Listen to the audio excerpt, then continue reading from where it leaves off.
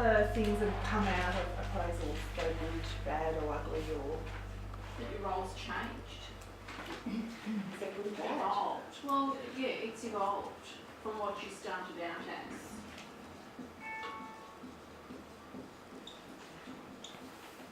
And I think that's a good outcome, that they have given you extra things based on what hopefully they've identified at the previous appraisal or through observations of what you've been doing. And I have to say, in my case, that's what's happened to me. So I currently hold the record of the most little sections on your pay sheet of different things you're involved in. Because we do fit into all of these different categories, and yes, our roles do evolve and stretch and all that sort of stuff. That's okay. So reflect on your position description. I think that's really good, because often, as I said, we get all of that extra stuff that we probably didn't know was ours. Or does it need to be readdressed? Do we need to write it again? Development and advanced deployment. It's about knowing who your people are in your community and what they can do.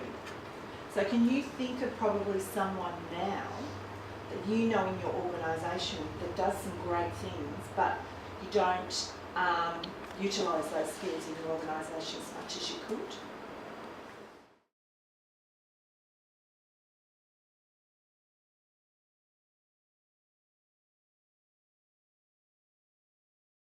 Yeah, it can be a bit of a dilemma sometimes when you know someone's got a skill but they don't want to use it any further in their pathway. They just want to stop it there. You have to be quite sensitive about that. So, like the very first one is researching and analysing community issues, needs and problems. That's actually something that sounds really quite in depth. And it's about doing a needs analysis, it's about surveys, and it's about analysing all of the information and all that sort of stuff. But we may actually be doing it in a more gentle approach by just simply listening to our clients that come in, simply listening to the people that walk in the door, or through conversations, much as you would have at a lunch break, going, oh, such and such asked about this, you know, and that sort of stuff. So we are actually researching, and our research can be through that verbal stuff and then analysing. Was there anything that really stood up and go, how am I going to learn this? How am I going to find this out?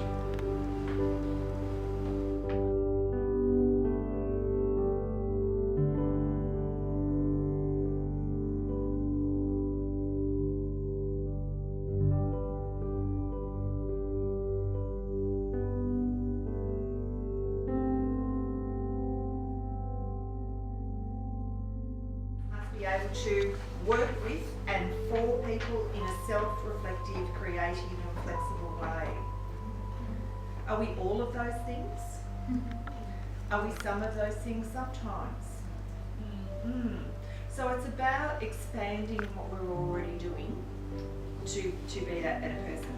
Facilitate in a range of ways the empowerment of powerless groups in society. I don't like the wording of that either. You're only powerless if you allow it to be powerless. But it's about that facilitate. So facilitate, what does that mean to people?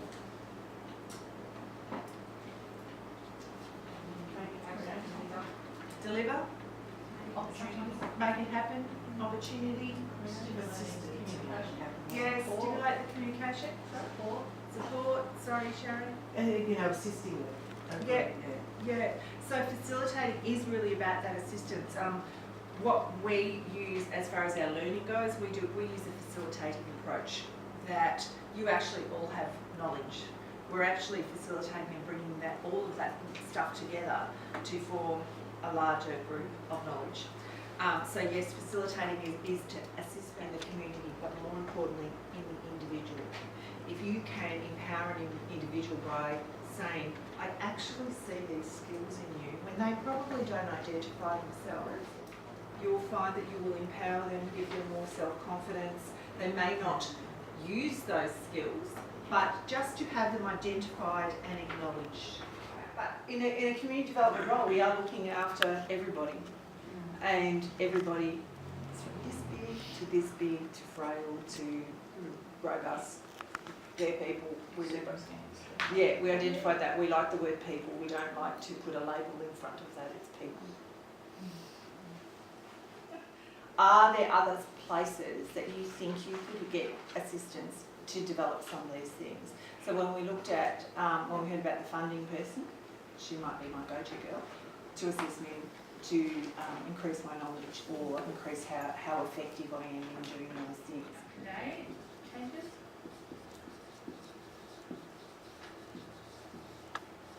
Yep.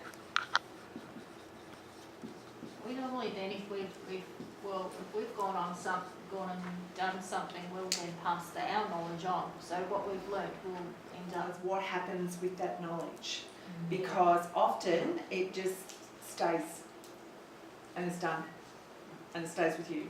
Yeah. It doesn't go anywhere. What you know, sort of where should we go? So we'll keep getting what we got and then we'll examine what happens beyond that. So what do we normally get from it? Networking is really good. Knowledge, keeping up to date. Inspiration. Renewed. Yeah. Yeah. Yeah. Any others that you would suggest? I think we probably covered. Kind of like networking, but you get that like-mindedness, so you get to know that there's actually other people. And you can also get concrete answers. Yep. So when I went with the That's great. That list you said, because I had ideas when I came home, so I emailed it to them. That list you send it, we're working through it. So I didn't know that my little chat and my little ideas that I had sent by email, I just thought of this as well. They're actually working through it because they needed a fresh set of eyes to look at what they were doing and started to tick off. But I think it's about you being able to place it. That's why I'm using as many examples from the room as I can, because I need you to be able to place it in your workplace, make it relevant, make it work, all of that